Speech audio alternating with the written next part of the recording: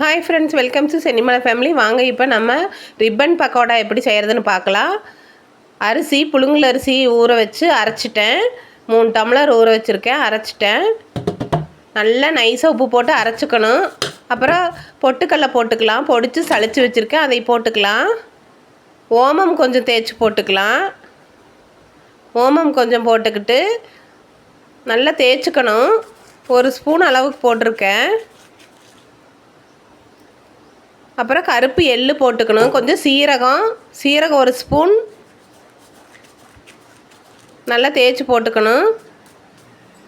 கருப்பு எள்ளு போட்டுக்கணும். பெருங்காயத்தூள் போட்டுக்கணும்.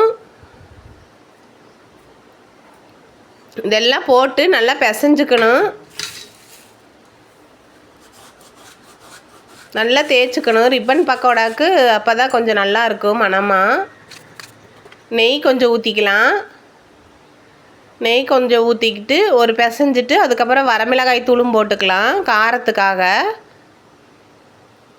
வரமிளகாய் தூள் போட்டு நல்லா பிசைஞ்சு எடுத்துக்கணும். அந்த முறுக்கு பிழிகிற அளவுக்கு அந்த பக்குவத்துக்கு பிசைஞ்சு வச்சுக்கணும். முறுக்கு பொடியில் நம்ம எண்ணெயெல்லாம் தடவிக்கிட்டு ரிப்பன் பக்கோடாவுக்கு போடுற இது போடணும். போட்டு சுட்டு எடுத்துக்கலாம். நான் ஃபஸ்ட் டைம் முறுக்கு சுட்டு எடுத்துட்டேன். இப்போ ரிப்பன் பக்கோடா போடுறேன்.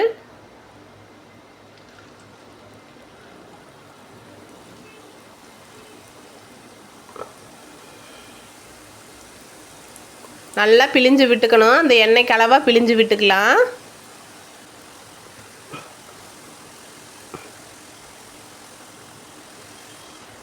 முறுக்கு பக்குவத்துக்கே மாவும் ரிப்பன் பக்கோடாவுக்கும் பிசைஞ்சிருக்கேன்.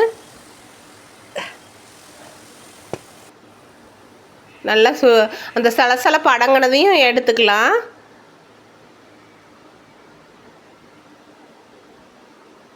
ரிப்பன் பக்கோடா ரெடி ஆயிடுச்சு. இந்த மாதிரி நீங்களும் ஒரு வாட்டி செஞ்சு பாருங்கள் friends. Deepavali special ribbon pakoda ready. Thanks for வாட்சிங்.